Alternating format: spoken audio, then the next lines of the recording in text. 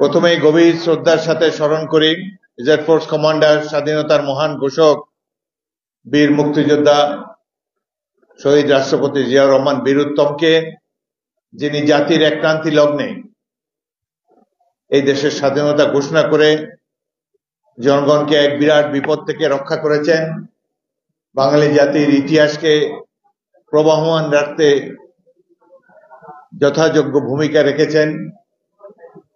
সেই শহীদ জিয়াউর রহমানের রুহের মাগফিরাত কামনা করছি। এই সভায় বসে খবর পেলাম মুক্তিযুদ্ধের আরেকজন বিখ্যাত সমরনায়ক, ৩ নম্বর সেক্টর কমান্ডার, এসফোর্স কমান্ডার, স্বাধীনতার পর প্রথম বাংলাদেশ সেনাবাহিনীর প্রথম সেনাধ্যক্ষ মেজর জেনারেল শফিউল্লাহ বীরুত্তম, তিনি একটু আগে ইন্তেকাল করেছেন। তার রুহের মাগফিরাত কামনা করে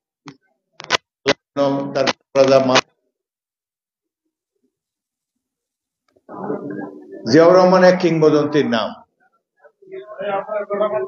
জিয়াউর রহমানের বাংলাদেশের ইতিহাসে এক অনন্য নাম।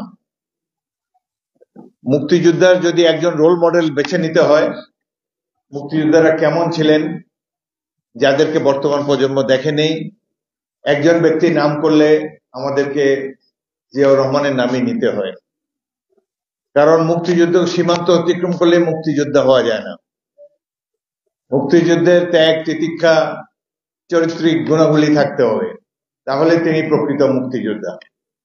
4 বছর এই রাষ্ট্র শাসন করার পর, অত্যন্ত ক্ষমতাধর রাষ্ট্রপতি থাকার পর যখন তিনি মৃত্যুবরণ করলেন, দেখা গেল ব্যাংকে তার কোনো টাকা পয়সা নেই, এই বিশাল বাংলাদেশে তার কোনো জমি নাই, কোনো ধন সম্পত্তি তিনি রেখে যাননি।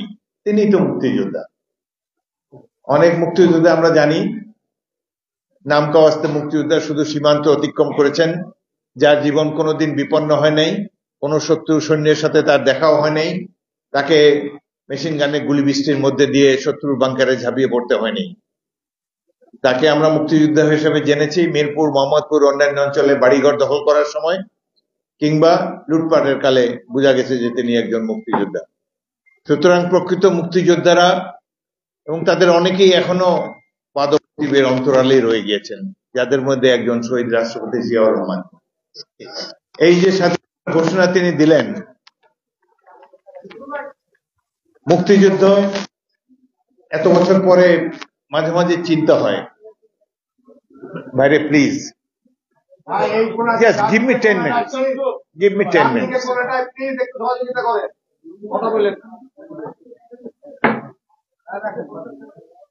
অনেক বছর হয়ে গেছে, 53 বছর আগে মুক্তিযুদ্ধে আমরা অংশগ্রহণ করেছিলাম।